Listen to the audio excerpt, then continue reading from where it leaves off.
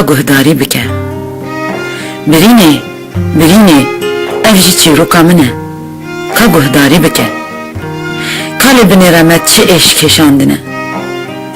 Bavê min hat kuştin di hewşa mala me de. Bi heftê guleyan ji alî heft kesan be. Beyna ceseda wî hê jî di hewşa mala me da digere. Gotin ku birakujî ye.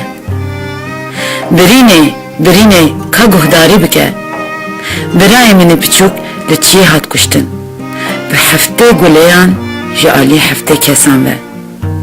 Li ser ceseda wî nivîsandî bû. Ez bi azad nejiyam, lê ez ê bi azad bimirim.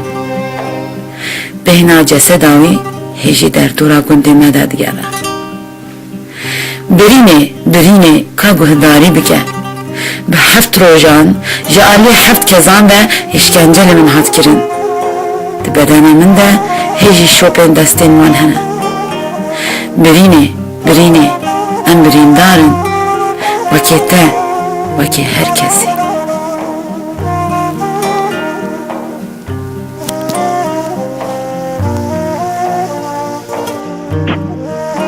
Ka guhdarî bike. Birînê, ev jî çîroka min e, ka guhdarî bike. Ka lê binêre me çi êş kişandine. Bavê min hat kuştin di hewşa mala me de. Bi heftê guleyan ji alî heft kesan ve. Beyna cesedê wî hê jî di hewşa mala me de digere. Gotin ku birakujî ye. Birînê, ka guhdarî bike. Birayê min ê biçûk li çiyê hat kuştin. Bi heftê guleyan ji alî heftê kesan ve. Li ser cesedê wî nivîsandibû. Ez bi azad nejiyam, lê ez ê bi azad bimirim. Beyna cesedê wî hê jî derdora gundê me de digere. Birînê, ka guhdarî bike. Bi heft rojan ji alî heft kesan ve êşkence li min hat kirin.